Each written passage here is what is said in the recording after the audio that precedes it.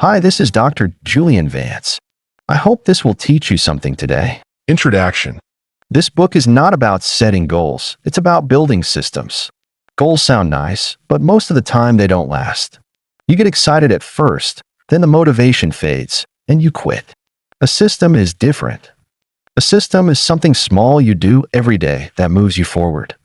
It doesn't need motivation. It doesn't wait for the perfect time. It just works. Step by step, it pushes you closer to success. Here's my promise. If you follow what's inside this book, you won't just reach one goal. You'll build a way of living that keeps bringing you success again and again. You need a system, not a goal. Chapter 1, The Trap of Goals. Picture this. It's January 1st, and you're on fire. You've just declared that this is your year. You're going to lose 30 pounds, write a novel, learn Spanish, and finally organize your entire house. Your heart is racing with excitement. You can practically taste success. But here's the brutal truth nobody wants to admit. By February, you'll likely be right back where you started, feeling worse about yourself than before. Welcome to the goal trap, and you're not alone in falling for it.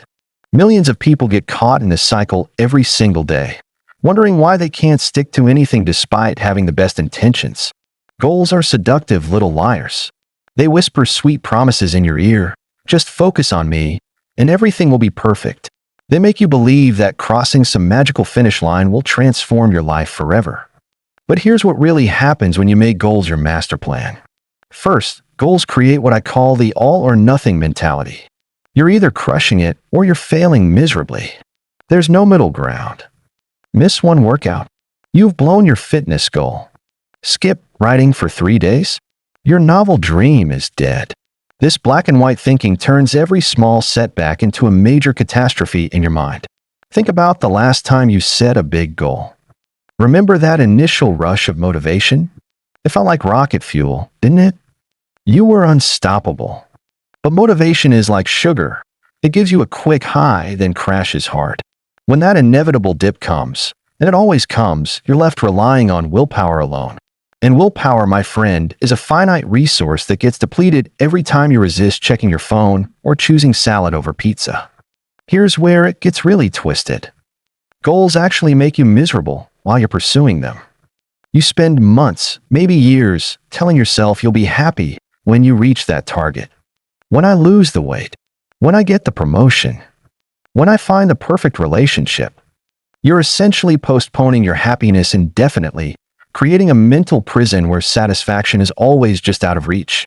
But the cruelest trick goals play is this: even when you achieve them, the high doesn't last.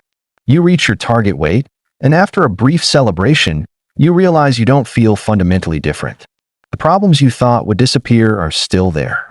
You're still you, just with a different number on a scale or in your bank account. This is why so many successful people feel empty after reaching their biggest goals. They climb the mountain only to discover it wasn't the right mountain at all. Let me share something that might shock you. Research shows that people who achieve their goals aren't significantly happier than those who don't. Read that again. All that struggle, all that pressure you put on yourself, and the payoff is essentially a mirage. The anticipation of achieving a goal often brings more joy than actually achieving it. Goals also create what psychologists call the arrival fallacy. The belief that reaching a destination will provide lasting happiness. But life doesn't work that way. Happiness isn't a destination you arrive at. It's a way of traveling. When you tie your self-worth to achieving specific outcomes, you're setting yourself up for a roller coaster of emotions that depend entirely on circumstances outside your control. Here's another nasty side effect of goal obsession. It makes you blind to opportunities. When you're laser-focused on one specific outcome, you miss the amazing possibilities that show up along the way. You might discover a passion you never knew you had, meet someone who changes your perspective, or stumble upon a better path entirely. But goals put blinders on you, making you march toward a target that might not even be worth hitting anymore. The pressure goals create is absolutely suffocating. Every day becomes a performance review. Am I on track? Am I behind? Did I mess up? This constant evaluation creates stress and anxiety that actually hurts your performance. You become so worried about failing that you start playing it safe, taking fewer risks, and ironically, making failure more likely. And let's talk about the shame spiral that happens when you don't hit your targets. You start questioning everything about yourself. Maybe I don't have what it takes. Maybe I'm just not disciplined enough. Maybe I'm destined to be average. This self-doubt becomes a self-fulfilling prophecy, making you less likely to try again in the future. Goals also trick you into thinking in terms of events rather than processes. You celebrate the marathon finish instead of the daily runs that got you there. You focus on publishing the book instead of the writing habit that created it. This event-focused thinking makes success seem like magic when it's actually the result of consistent, often boring daily actions. But perhaps the biggest lie goals tell you is that you need to be a different person to achieve them. They make you believe that success requires some massive personality transplant. You need to become more disciplined, more motivated, more focused. This creates an identity crisis where you're constantly fighting against who you are instead of working with your natural tendencies and strengths. The truth is, you don't need to become someone else to create positive change in your life. You don't need superhuman willpower or perfect discipline. You don't need to wait for the right time or the perfect plan. What you need is something much simpler and infinitely more powerful, a system that works with who you already are. Chapter 2. Building your system. Now that you understand why goals could trap you in cycles of frustration and failure, let me introduce you to something revolutionary, the power of systems. While goals focus on what you want to achieve, systems focus on what you want to become. And that shift in perspective changes everything. A system is simply a collection of habits, routines, and processes that compound over time to create extraordinary results. It's not about dramatic transformations or overnight success. It's about small, consistent actions that build momentum and create lasting change. Think of it like compound interest for your personal development, small deposits that grow exponentially over time. The beauty of systems lies in their simplicity. While goals demand perfection, systems embrace progress. While goals create pressure, systems create flow. While goals make you wait for happiness, systems make the journey itself rewarding. When you fall in love with the process instead of obsessing over outcomes, magic starts to happen. Let me give you a perfect example. Instead of setting a goal to write a best-selling novel, you create a system of writing 300 words every morning before checking your phone. You're not worried about whether those 300 words are brilliant or terrible. You're just committed to showing up consistently. Some days you'll write more, some days exactly 300, and occasionally you might miss a day. But the system keeps pulling you forward, and after a year, you'll have written 100,000 words without the pressure and anxiety that comes with chasing a specific outcome. This is the fundamental difference between systems thinking and goal thinking. Goals ask, what do I want? Systems ask, who do I want to become? When you focus on becoming the type of person who writes daily, exercises regularly, or saves money consistently, the results take care of themselves naturally. Systems work because they're designed around your psychology, not against it. They understand that motivation comes and goes, but habits stick around. They recognize that perfection is impossible, but consistency is achievable. They know that small actions, repeated over time, create massive changes that seem almost magical to outside observers. The secret sauce of effective systems is what I call minimum viable habits. These are actions so small that they're almost impossible to skip, even on your worst days. Want to start exercising? Your minimum viable habit might be putting on your workout clothes. That's it. Not working out for an hour, not running 5 miles, just putting on the clothes. This might seem ridiculously simple, but here's what happens. Once you're dressed for exercise, you're much more likely to actually do it. And even if you don't, you've still honored your commitment to the system, which builds trust with yourself. This approach eliminates the all-or-nothing mentality that destroys so many good intentions. With goals, missing one day feels like failure.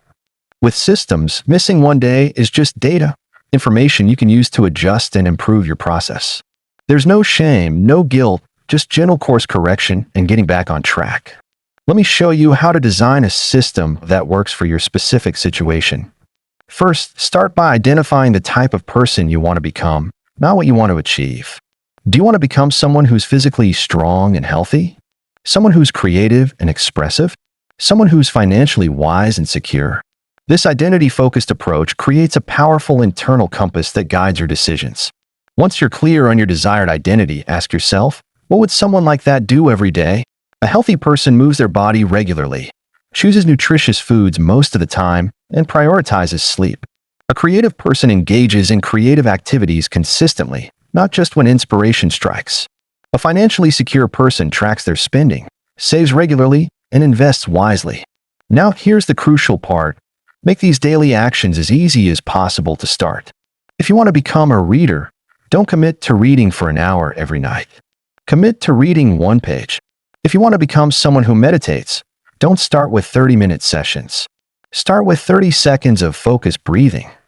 The goal is to make it so easy that you feel silly not doing it. This might seem counterintuitive.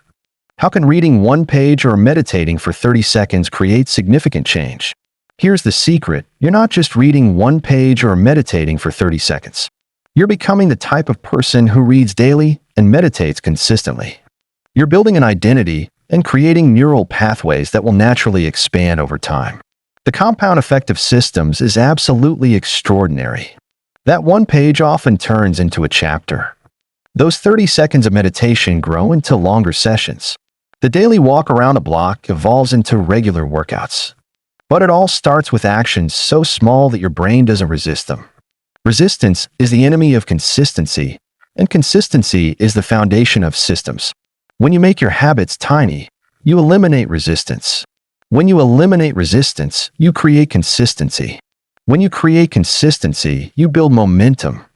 And momentum is the closest thing to magic you'll find in personal development. Here's another crucial element of effective systems. They focus on inputs, not outputs. Instead of trying to control results, which are largely outside your control, you control your actions, which are completely within your control. You can't control whether your book becomes a bestseller, but you can control whether you write every day. You can't control how much weight you lose, but you can control whether you go for a walk and eat a healthy meal. This input focus removes so much stress and anxiety from the equation. You're not constantly measuring yourself against some external standard. You're simply asking, did I honor my commitment to myself today? If yes, you celebrate. If no, you forgive yourself and recommit for tomorrow. This creates a sustainable, compassionate relationship with change that can last a lifetime. Systems also build what I call success momentum. Each time you follow through on your commitment to yourself, no matter how small, you prove to yourself that you're the type of person who keeps promises. This builds confidence and self-trust that extends far beyond the specific habit you're building. You start believing in your ability to change, which makes future changes easier to implement. The ripple effects are incredible. When you become someone who exercises regularly, you naturally start eating better because healthy people make healthy choices. When you become someone who writes daily, you start thinking more clearly because writing clarifies thinking. When you become someone who saves money consistently, you start making better financial decisions overall because that's what financially responsible people do. This is why systems are so much more powerful than goals. Goals change your circumstances temporarily. Systems change your identity permanently. And when you change who you are, everything else changes with it naturally and effortlessly. The path forward is simple, but not always easy. Choose one identity you want to develop. Pick one tiny daily action that reinforces that identity. Commit to doing that action every day for the next 30 days, no matter what. Don't worry about perfect performance. Don't stress about dramatic results. Just focus on showing up consistently and proving to yourself that you're becoming who you want to be. Remember, you're not trying to achieve something. You're not chasing an outcome. You're simply becoming someone new, one small action at a time. And that person you're becoming, they naturally create the results you want without the stress, pressure, and disappointment that goals create. Your future self is waiting for you to make this shift. They're not waiting for you to achieve some specific target or reach some magical destination. They're waiting for you to start becoming who you're meant to be, right here, right now, with the very next small action you take. The choice is yours. You can keep chasing goals and riding the emotional roller coaster of temporary motivation and inevitable disappointment. Or you can build systems that create lasting change while making the journey itself rewarding and sustainable. Which path will you choose? Chapter 3. Small wins, big results. The mountain climber doesn't conquer Everest in one giant leap. She takes it one step at a time, one breath at a time, one small victory at a time. And that's exactly how you're going to transform your life. Not through massive, overwhelming changes that burn you out in a week, but through tiny actions that feel almost too easy to matter. These small wins are your secret weapon, and they're about to change everything. Think about water carving through solid rock. A single drop means nothing, but millions of drops persistently hitting the same spot day after day can create the Grand Canyon. Your daily actions work the same way. That 5-minute morning routine you think is insignificant? It's a drop. That single push-up you do when you don't feel like exercising. Another drop. That one page you read before bed. Drop after drop after drop. And before you know it, you've carved a completely new version of yourself. The problem with most people is they're looking for the magic bullet, the perfect plan, the moment when everything clicks into place. They want to go from couch potato to marathon runner overnight. From broke to wealthy in 30 days. From scattered to organized by next week. But life doesn't work that way, and thank goodness it doesn't. Because if change was that dramatic, it would also be that fragile. What comes fast usually leaves just as quickly. Small wins operate on a completely different principle. They compound. Every tiny action you take builds on the last one, creating momentum that becomes almost impossible to stop. It's like rolling a snowball down a hill. At first, it's small and moves slowly. But as it picks up snow with each rotation, it grows bigger and faster until it becomes an unstoppable force of nature. Your small wins work exactly the same way. Let's get practical for a moment. You want to become a writer, but the thought of writing a novel feels overwhelming. Instead of staring at a blank page for hours, commit to writing just 50 words a day. That's barely a paragraph. Most people type that in a single text message. But 50 words a day for a year equals over 18,000 words. That's a short novella, written in the spare moments of your daily life. Or maybe you want to get in shape. The gym intimidates you, and hour-long workouts feel impossible to fit into your schedule. Start with 5 push-ups every morning. Just 5. It takes less than a minute. But those 5 push-ups create something much more valuable than physical strength. They create the identity of someone who exercises every day. And once you have that identity, expanding it becomes natural. 5 becomes 10. 10 becomes 20. 20 becomes a full workout routine. The beauty of small wins is that they're failure-proof. You literally cannot fail at doing something that takes less than 5 minutes and requires minimal effort. And when you can't fail, you build confidence. When you build confidence, you start believing in your ability to change. And when you believe you can change, you actually do change. But here's what most people miss about small wins. They're not really about the action itself. They're about the story you tell yourself afterward. When you complete that tiny daily task, you're proving to yourself that you're the kind of person who follows through. You're demonstrating that your word to yourself means something. You're building evidence that you can be trusted with bigger commitments. Every small win is a vote for the person you want to become. Think of your identity like an election where you cast votes every day through your actions. Each small positive action is a vote for the better version of yourself. Each time you skip that action, you're voting for the status quo. The winner isn't determined by any single vote, but by the accumulation of all your votes over time. This is why starting small isn't settling for less. It's actually the most ambitious thing you can do because small wins create sustainable change. They work with your psychology instead of against it. Your brain loves patterns and habits, but it resists sudden, dramatic shifts. When you start small, you're sneaking past your brain's resistance mechanisms and creating new neural pathways without triggering the internal alarm systems that usually sabotage your efforts. Consider the power of the 2-minute rule. If you want to build a new habit, start with a version that takes less than 2 minutes to complete. Want to read more? Don't commit to reading for an hour. Commit to reading 1 page. Want to meditate? Don't start with 30-minute sessions. Start with 30 seconds of deep breathing. Want to eat healthier? Don't overhaul your entire diet. Replace one unhealthy snack with a piece of fruit.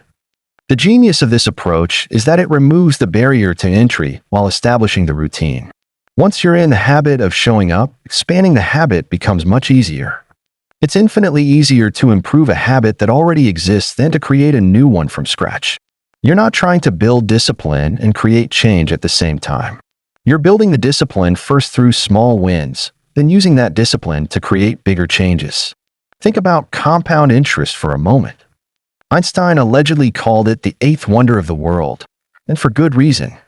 A penny doubled every day for 31 days becomes over $10 million. The first few days seem insignificant. Day 1, you have 1 penny. Day 2, you have 2 pennies. Day 10, you have less than $10. But by day 28, you have over $1 million. The last few days produce more results than all the previous days combined. Your small wins follow the exact same pattern.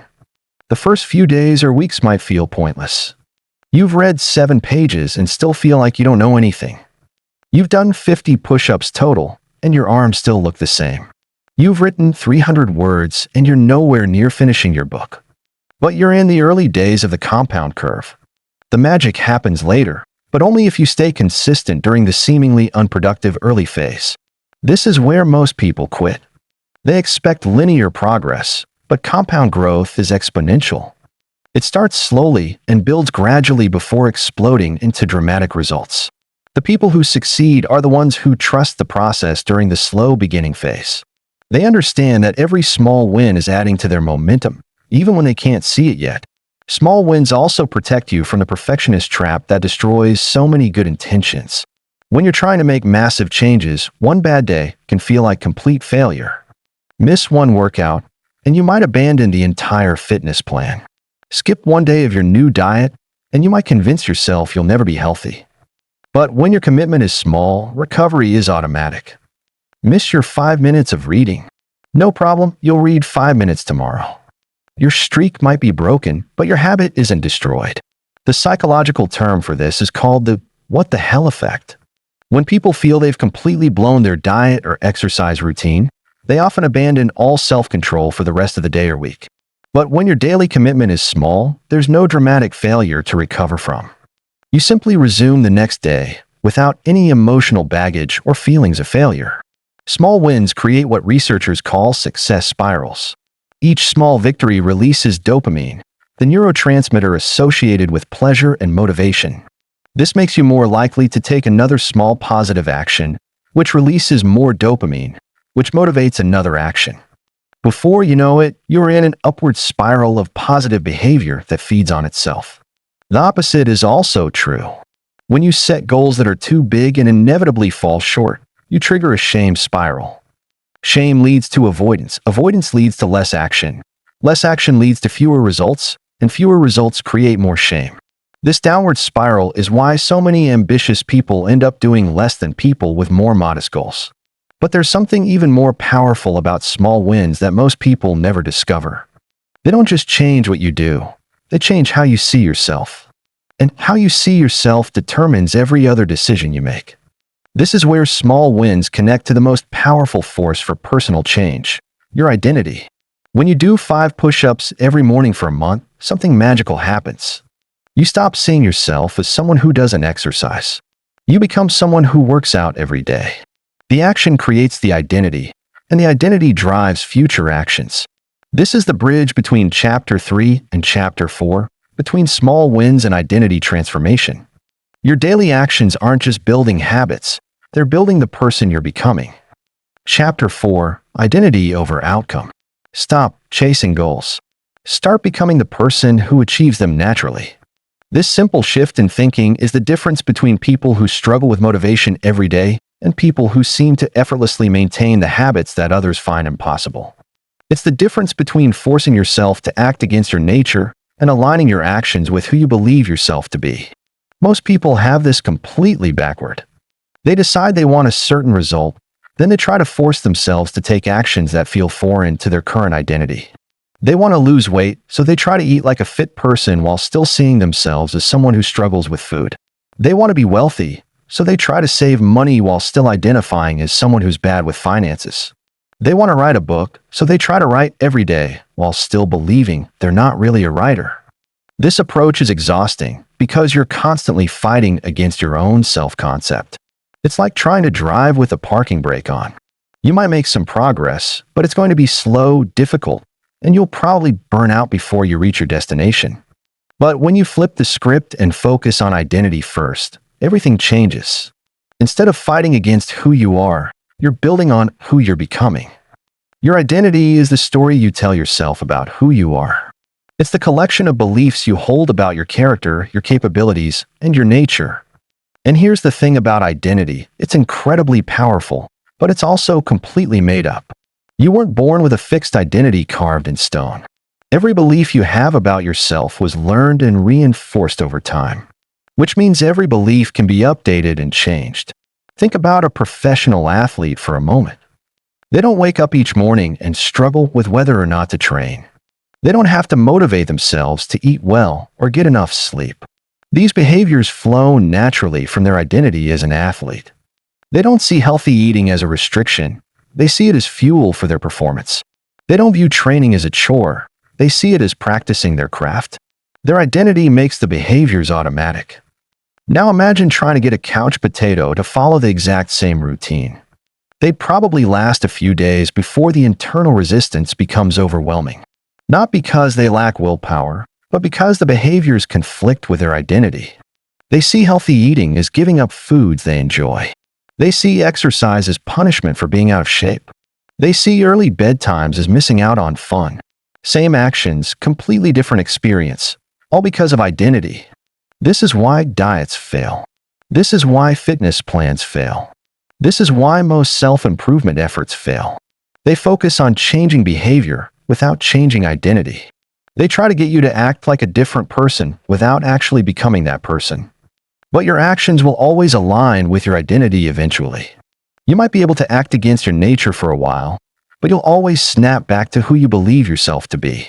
The solution isn't to change your behavior first. The solution is to change your identity first, then let the behavior flow from that new identity. Instead of saying, I want to lose weight, say, I am someone who takes care of their body. Instead of, I want to save money, say, I am financially responsible. Instead of, I want to write a book, say, I am a writer. The subtle difference in language creates a massive difference in mindset. But here's the key. You can't just declare a new identity and expect it to stick. Identity isn't built through affirmations or wishful thinking. Identity is built through evidence. Every action you take is either evidence for your current identity or evidence for the identity you want to develop.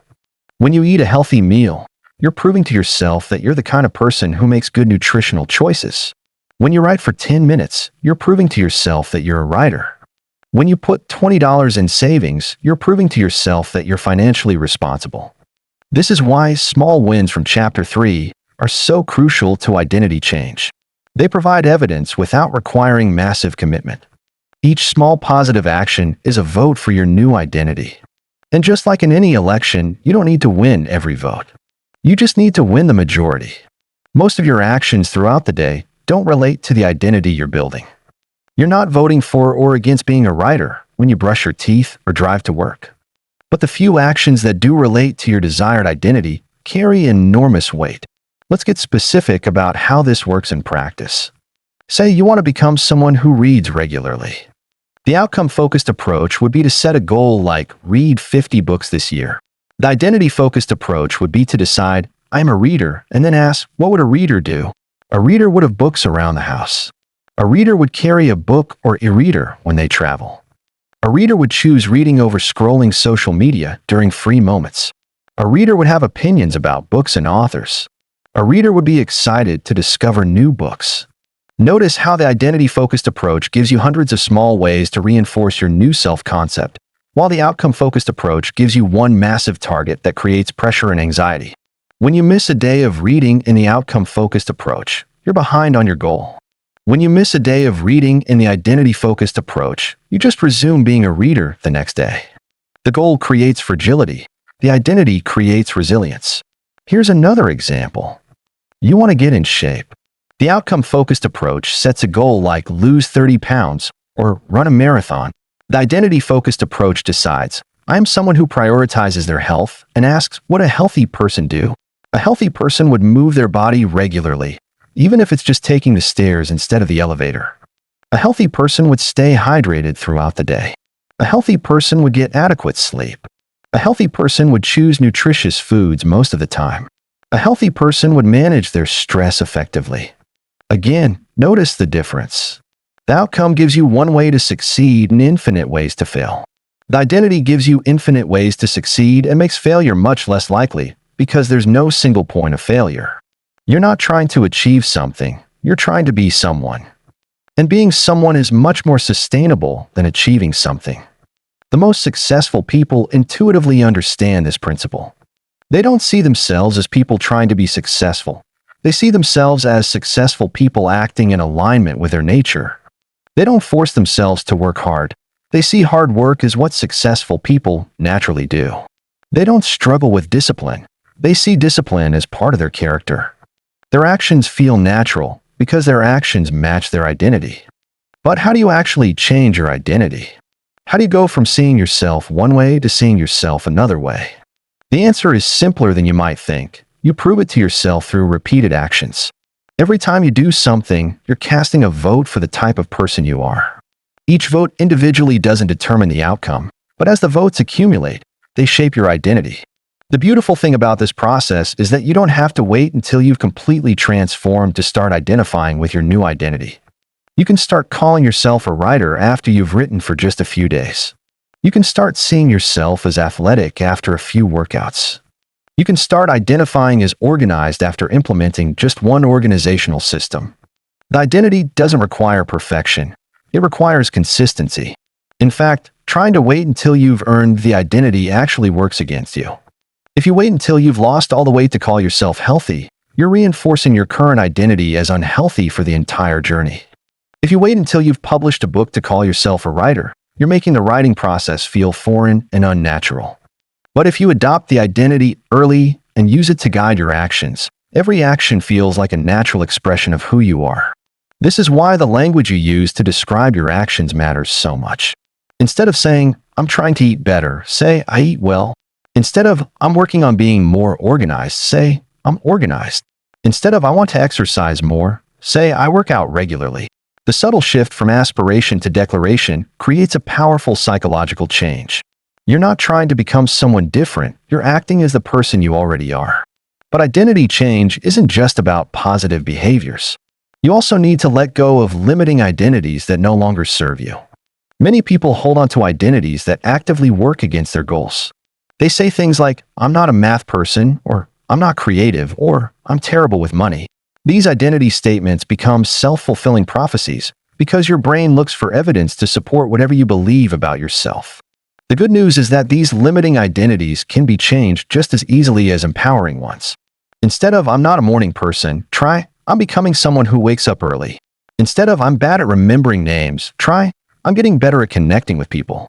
Instead of, "I'm not athletic," try, "I'm developing my physical fitness." You're not lying to yourself, you're updating your identity to match the direction you want to go. One of the most powerful aspects of identity-based change is that it's self-reinforcing. When you see yourself as a certain type of person, you naturally look for opportunities to act in alignment with that identity.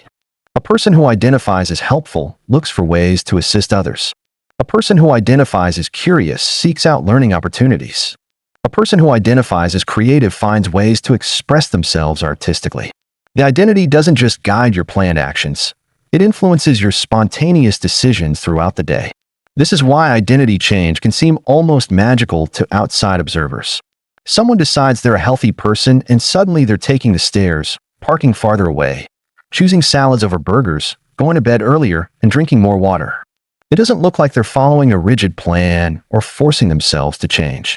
It looks effortless because their actions are flowing from their identity rather than fighting against it. The key to making this work is to start with small identities rather than trying to completely reinvent yourself overnight. Don't go from couch potato to, "I'm an athlete." Go from couch potato to, "I'm someone who moves their body every day." Don't go from never reading to, "I'm a scholar." Go from never reading to, "I'm someone who learns something new every day." Start with identities that feel achievable and build from there. Remember, every action you take is either strengthening your current identity or building a new one. You're always in the process of becoming someone. The question isn't whether your identity will change, it's whether it will change in the direction you want it to go. By consciously choosing the identity you want to develop and then taking small actions to prove that identity to yourself, you can become almost anyone you decide to be. This is the ultimate power of systems over goals. Goals are about what you want to have or accomplish. Systems are about who you want to become. And who you become determines what you ultimately achieve. When you focus on identity over outcome, you're not just changing your behavior for a few months. You're changing the type of person you are forever. And that person will continue to act in alignment with their identity long after any specific goal has been achieved or forgotten. The person you're becoming is your most important project. Every day, through your small wins and daily actions, you're either moving toward that person or away from them. Choose wisely, act consistently, and trust the process. The compound effect of identity change is the most powerful force for transformation available to you. Use it. Chapter 5. Staying consistent without motivation. Picture this. You wake up on a rainy Monday morning. Your alarm screams at you, but your bed feels like a warm hug you never want to leave. Your motivation to work on your goals? Absolutely zero. Sound familiar? Here's the brutal truth most self-help books won't tell you. Motivation is a terrible foundation for success. It's like building your dream house on quicksand. The most successful people in the world aren't superhuman motivation machines. They're ordinary people who discovered something extraordinary, the power of systems that work even when they don't feel like it. While everyone else waits for inspiration to strike, system builders are already 3 steps ahead, making progress without even thinking about it. The motivation myth that's holding you back. We've been sold a dangerous lie. Society tells us that successful people are always fired up, always ready to crush their goals, always bursting with enthusiasm. This myth has created millions of frustrated dreamers who think something's wrong with them because they can't maintain that level of excitement every single day. Here's what really happens in the minds of high achievers. They feel unmotivated just as often as everyone else. The difference isn't in their feelings, it's in their approach. They've learned to separate action from emotion. They've built systems that function independently of their mood, energy levels, or circumstances. Think about brushing your teeth. Do you need motivation to brush your teeth every morning? Do you give yourself a pep talk about dental hygiene? Of course not. You just do it because it's part of your system, your routine, your automatic behavior pattern. This is exactly how successful people approach their most important activities. The science behind consistency without motivation. Your brain is constantly looking for ways to save energy. It loves habits because habits require almost no mental effort once they're established. When you rely on motivation, you're asking your brain to make a conscious decision every single time. That's exhausting. But when you build a system, you're creating neural pathways that bypass the decision-making process entirely. Neuroscientists have discovered that habits live in a different part of your brain than conscious decisions. The basal ganglia, which controls automatic behaviors, can keep functioning even when the prefrontal cortex, responsible for willpower and motivation, is tired or overwhelmed. This means your systems can carry you forward even when your conscious mind wants to quit. The most powerful part: every time you follow your system without relying on motivation, you're strengthening these neural pathways. You're literally rewiring your brain for automatic success. The actions that once required tremendous willpower gradually become as natural as breathing. Environmental design, your secret weapon. Your environment shapes your behavior more than you realize. Instead of fighting your surroundings, successful system builders redesign their world to make good choices inevitable and bad choices difficult. This isn't about willpower, it's about intelligence. If you want to read more books, don't just hope you'll remember to pick up a book instead of scrolling your phone. Place books everywhere. By your bed, on your coffee table, in your car, next to your couch. Make your phone harder to reach. Set up your environment so that the path of least resistance leads to the behavior you want. The same principle works in reverse for breaking bad habits. Want to eat healthier? Don't keep junk food in your house. Don't test your willpower at 9 p.m. when you're tired and stressed. Design your environment so that healthy choices are the easy choices. Keep pre-cut vegetables at eye level in your fridge. Put unhealthy snacks in hard-to-reach places, or better yet, don't buy them at all. Your physical space should be a reflection of your systems, not a battleground for your willpower. When your environment supports your systems, consistency becomes effortless. You're not fighting against your surroundings anymore. You're flowing with them. The 2-minute rule that changes everything. Here's a game-changing principle that will revolutionize how you think about consistency. Any habit can be scaled down to a 2-minute version. Want to read for an hour every day? Start with reading 1 page. Want to exercise for 45 minutes? Start with putting on your workout clothes. Want to meditate for 20 minutes? Start with taking 3 deep breaths. This isn't about lowering your standards, it's about understanding human psychology.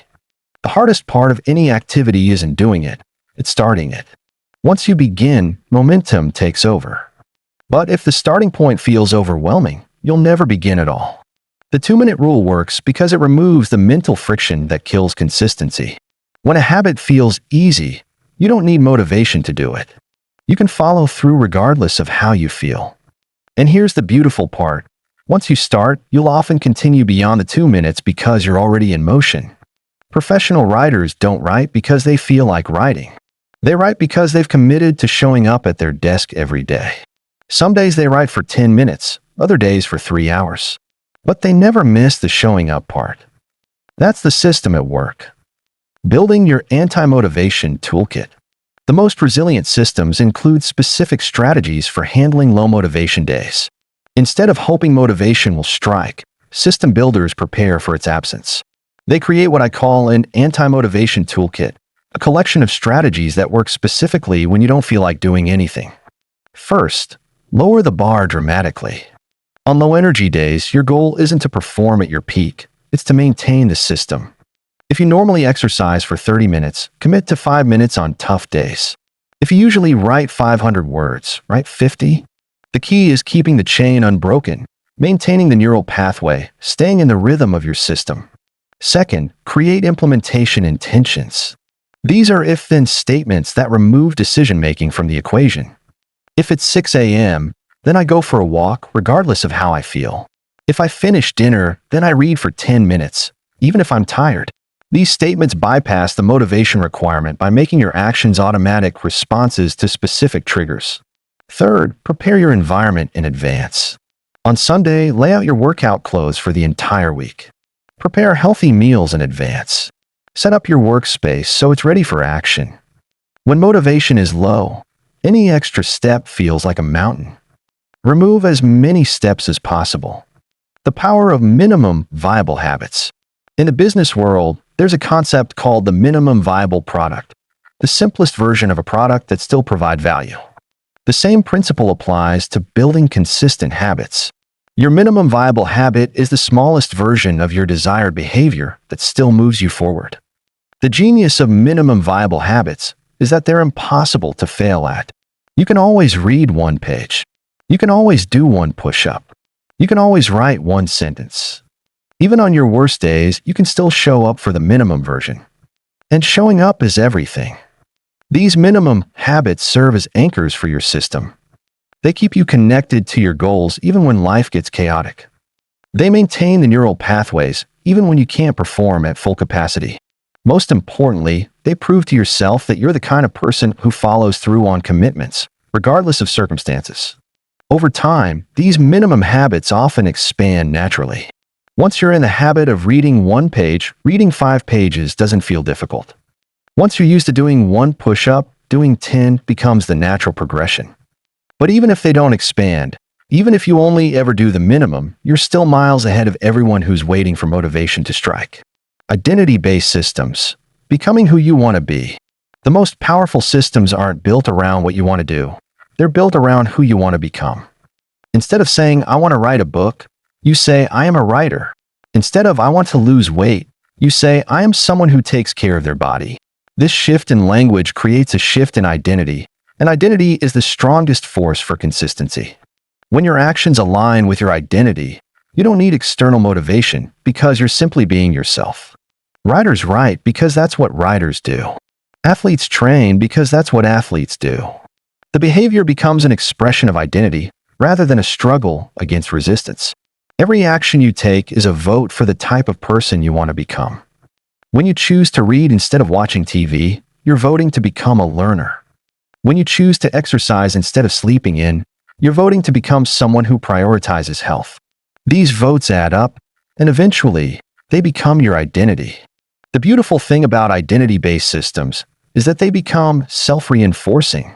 The more you act like the person you want to be, the more evidence you have that you actually are that person.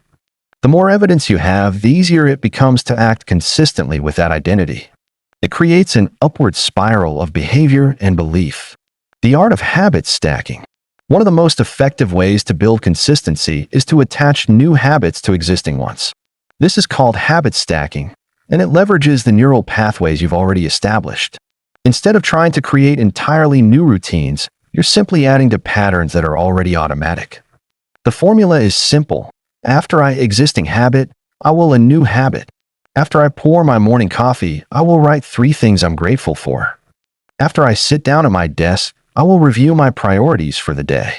After I put on my running shoes, I will do 5 minutes of stretching. Habit stacking works because it removes the guesswork about when to perform your new habit. You're not relying on remembering or feeling motivated. You're simply following a sequence that's already established in your routine. The existing habit becomes the trigger for the new behavior. The key is choosing the right anchor habit, something you already do consistently without thinking about it. It should be something that happens at roughly the same time you want to perform your new habit, and it should be specific enough to serve as a clear trigger. Vague anchors like after I eat lunch are less effective than specific ones like after I put my lunch dish in the dishwasher, creating friction for bad habits. While you're making good habits easier, you should simultaneously make bad habits harder. This is the flip side of environmental design, and it's just as important for maintaining consistency. If scrolling social media is derailing your reading habit, don't just hope you'll have the willpower to resist. Make it harder to scroll by logging out of apps, deleting them from your home screen, or leaving your phone in another room. The goal isn't to make bad habits impossible. It's to create just enough friction that they're no longer the default choice. When you have to take several steps to engage in a bad habit, you create space for your conscious mind to intervene. You give yourself a moment to remember what you actually want to be doing. This principle works because most bad habits are driven by impulse rather than intention. When you remove the immediacy and ease of the impulse, you often remove the behavior. It's much easier to change your environment than to change your willpower. The role of tracking without obsession. Tracking your consistency can be a powerful tool, but it can also become a trap if you're not careful. The goal of tracking isn't perfection, it's awareness. You want to see patterns, identify what's working, and spot potential problems before they derail your system. The simplest tracking method is often the best. A basic calendar where you mark an X for each day you follow through on your system is incredibly effective. It gives you a visual representation of your consistency and creates a psychological desire not to break the chain. But remember, the chain isn't about perfection, it's about frequency. If you miss a day, don't abandon the system or spend time beating yourself up. Simply focus on not missing 2 days in a row. Missing 1 day is a mistake. Missing 2 days is the beginning of a new habit, the habit of inconsistency. Get back on track as quickly as possible and treat each slip-up as data, not failure. The compound effect of small consistencies. Here's something that will blow your mind. The difference between someone who reads for 15 minutes a day and someone who doesn't read at all is about 15 to 20 books per year. The difference between someone who walks for 20 minutes daily and someone who doesn't exercise is potentially decades of health and vitality. Small, consistent actions compound into extraordinary results. But here's the catch, the compound effect works in both directions. Small bad habits compound into big problems, just as surely as good habits compound into success. The person who watches an extra hour of TV each night might not notice the immediate impact, but over a year, that's 365 hours, over 9 weeks of waking time that could have been invested in growth. This is why consistency matters more than intensity. The person who exercises moderately but consistently will always outperform the person who exercises intensely but sporadically. The writer who writes 200 words every day will produce more and better work than the writer who waits for inspiration to write 2,000 words once a month. Designing your personal operating system. By now, you should see that staying consistent without motivation isn't about willpower or discipline in the traditional sense. It's about design. It's about creating systems that work with your psychology rather than against it. It's about building an environment and a set of habits that make consistency the natural choice. Your system should feel inevitable rather than forced. When someone asks how you manage to be so consistent, the honest answer should be, I don't really think about it. That's the hallmark of a well-designed system. It runs in the background of your life, producing results while requiring minimal conscious effort. The time you spend building these systems is the best investment you'll ever make. It's like compound interest for your personal development. Every hour you spend designing better systems saves you dozens of hours of struggle and inconsistency down the road. Every system you build makes the next system easier to implement. Remember, the goal isn't to become a perfect person who never struggles with motivation. The goal is to become someone whose systems are so robust that motivation becomes irrelevant. You'll still have good days and bad days, high energy and low energy, inspiration and resistance. But your results will remain consistent because your systems keep working regardless of your internal state. Chapter 6. Living a system-driven life. What if I told you that the most successful people in the world have a secret that has nothing to do with talent, luck, or connections? What if this secret was so simple that you could start using it today, but so powerful that it could transform every area of your life? The secret is this: they don't just use systems to achieve individual goals. They build their entire life around systems. Most people live in reactive mode, bouncing from crisis to crisis, always fighting fires instead of preventing them. They wake up each day wondering what problems they'll need to solve, what decisions they'll need to make, what chaos they'll need to manage. But system-driven people wake up to a life that largely runs itself. Their days unfold with purpose and direction because they've designed them that way. This isn't about becoming a robot or eliminating spontaneity from your life. It's about creating such a strong foundation of automatic behaviors and processes that you have more freedom, not less. When the important things happen automatically, you have mental space and energy for creativity, relationships, and opportunities that matter most. The transformation beyond goals. Here's where most people get it wrong. They think systems are just tools for achieving goals. They build a system to lose weight, reach a sales target, or learn a skill, and then they abandon the system once the goal is reached. This is like building a beautiful house and then tearing it down once you've enjoyed living in it for a month. System-driven living goes far beyond any single goal. It's about recognizing that life itself is an ongoing process, not a series of destinations. Your health isn't something you achieve once and then forget about. It's something you maintain and improve continuously. Your relationships aren't problems to be solved, but connections to be nurtured ongoing. Your skills aren't boxes to be checked, but capabilities to be developed throughout your lifetime. When you shift from goal-driven to system-driven thinking, you stop asking, "How do I achieve X?" and start asking, "How do I become the kind of person who naturally maintains X?" This isn't just a semantic difference. It's a complete transformation in how you approach life. Instead of constantly striving toward future states, you're continuously evolving into better versions of yourself. The most profound benefit of this shift is that it eliminates the achievement addiction that plagues so many high performers. You know the feeling: you work hard toward a goal, achieve it, feel great for a few days, and then immediately start looking for the next mountain to climb. System-driven people don't experience this crash because their fulfillment comes from the process, not the outcome. Building your life architecture. Think of your life as a building. Most people focus all their attention on the interior decorating, the goals, achievements, and external markers of success. But system-driven people focus on the architecture, the underlying structure that determines how the building functions, how long it lasts, and how satisfying it is to live in. Your life architecture consists of the fundamental systems that govern your daily existence. Your morning routine is architecture. Your approach to learning and growth is architecture.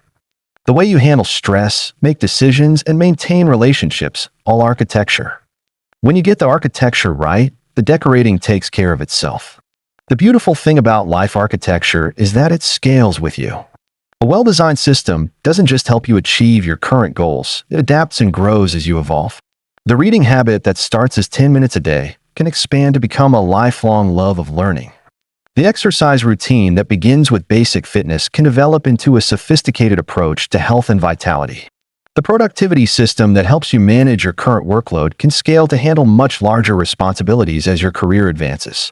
The 4 pillars of system-driven living.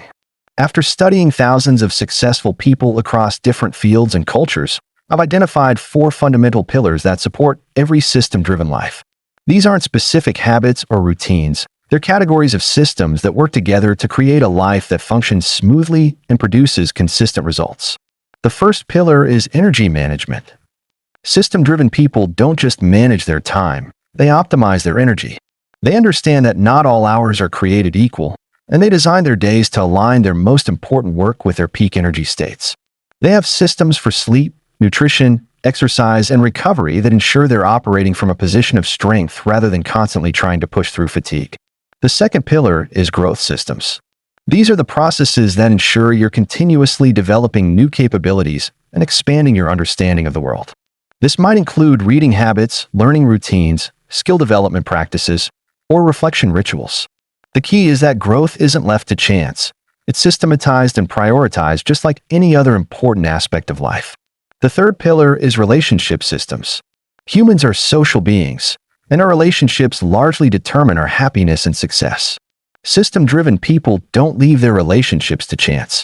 They have systems for staying connected with family and friends, building new relationships, maintaining professional networks, and showing appreciation for the people who matter to them. The fourth pillar is contribution systems. This is about how you give back to the world and create value for others. It might involve your career, volunteer work, mentoring, creative projects, or simply the way you show up for the people in your life. System-driven people understand that fulfillment comes from contribution, and they build this understanding into the structure of their lives. The ripple effect of system integration. One of the most remarkable things about system-driven living is how different systems reinforce and amplify each other. When you have strong energy management systems, your growth systems become more effective because you have the mental clarity and physical vitality to learn and develop.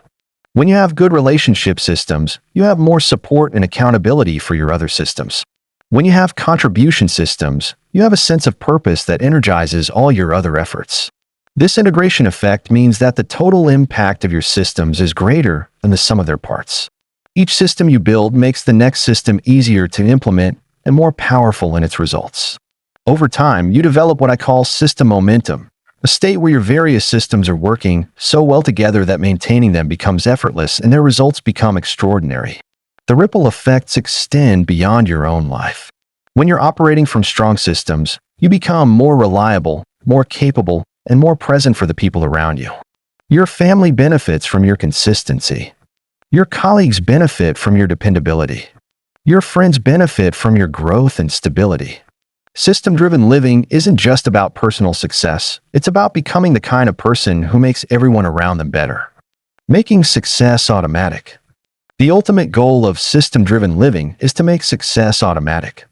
Not guaranteed, life is too complex and unpredictable for guarantees, but automatic in the sense that you're consistently taking actions that lead to positive outcomes without having to think about it or rely on willpower. When success becomes automatic, you experience what psychologists call flow state more frequently. You're fully engaged with what you're doing, time seems to pass quickly, and you're performing at a high level without strain or stress. This happens because your systems have removed the friction and decision fatigue that normally drain your mental energy. Automatic success also means you're building on momentum rather than starting from scratch every day. Each day's actions build on the previous day's progress. Each week builds on the previous week. Each month and year compound the effects of all that came before. You're not just spinning your wheels or running in circles. You're consistently moving forward in a direction you've consciously chosen. The role of systems in handling uncertainty. One of the biggest advantages of system-driven living is how it helps you handle uncertainty and change.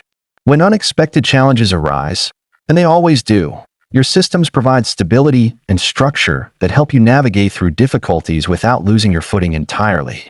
During the global pandemic, people with strong systems adapted much more quickly and maintained their well-being better than those who lived reactively. Their exercise systems helped them stay healthy when gyms closed.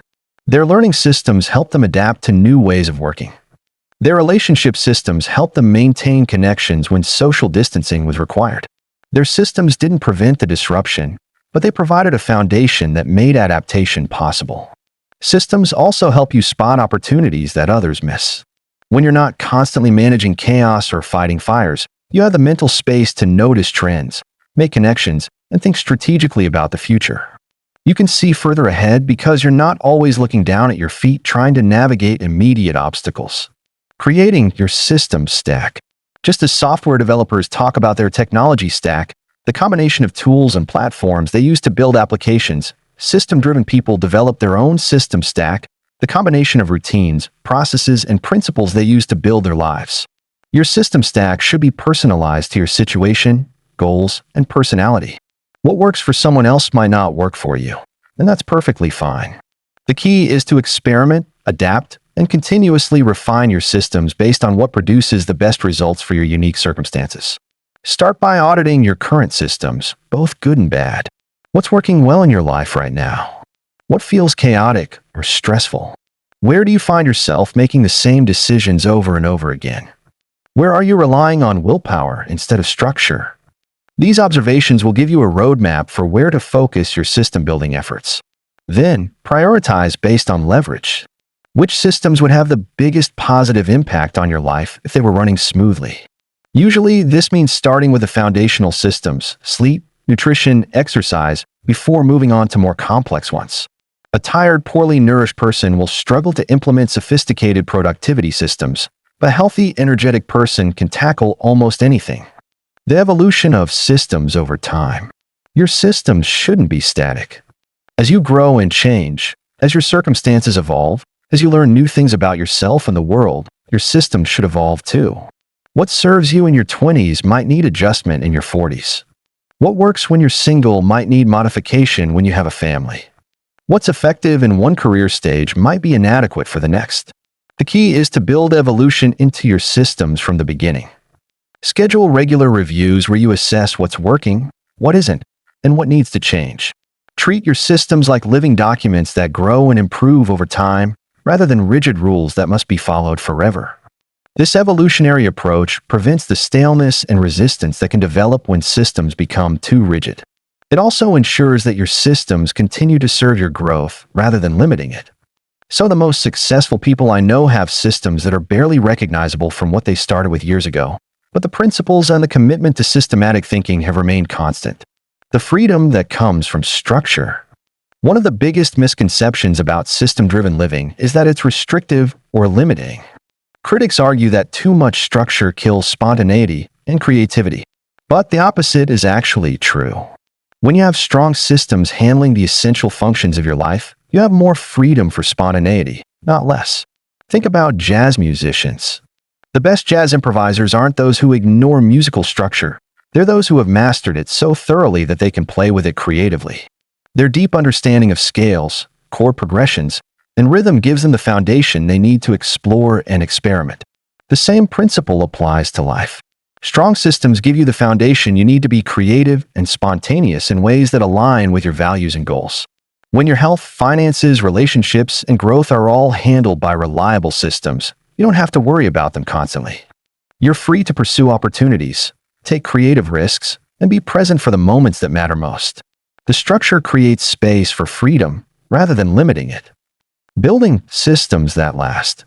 The difference between successful systems and failed systems often comes down to sustainability. Many people build systems that work great for a few weeks or months, but then break down under pressure or become too demanding to maintain long-term.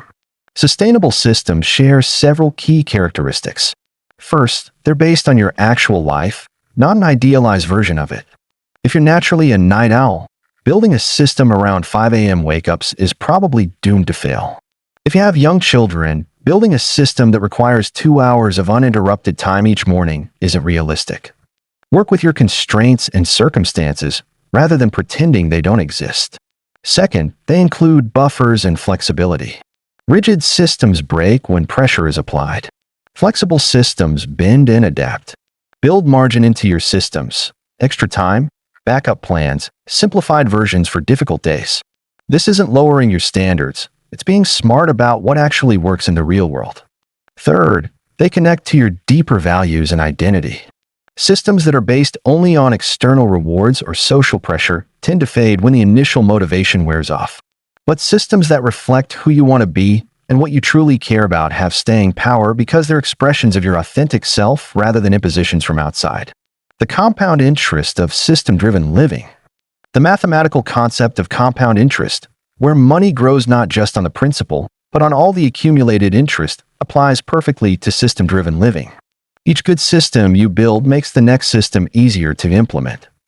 Each habit that becomes automatic frees up mental energy for developing new capabilities.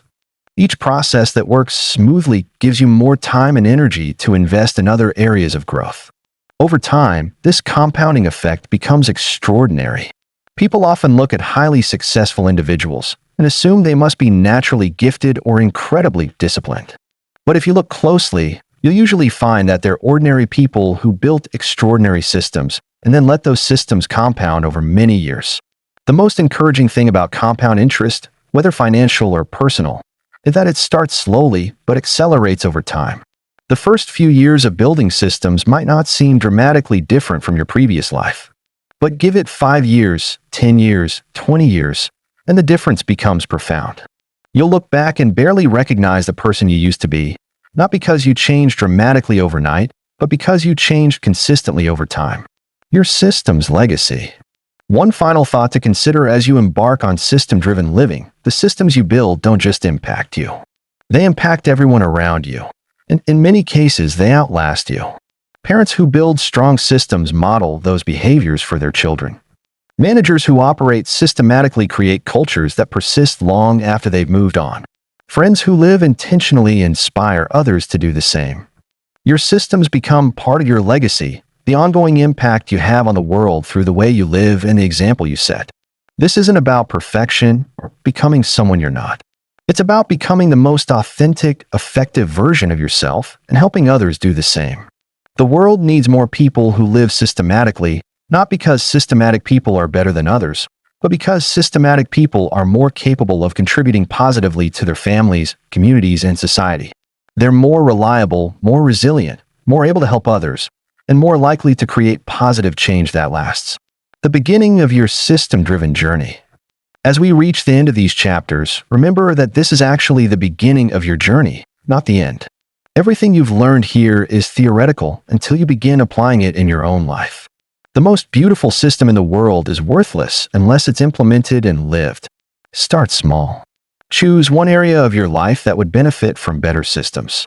Maybe it's your morning routine, your approach to learning, or your method for staying connected with important people.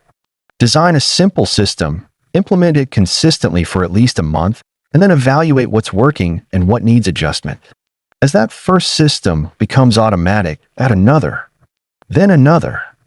Over time, you'll develop your own unique approach to system-driven living, one that reflects your personality, circumstances, and aspirations.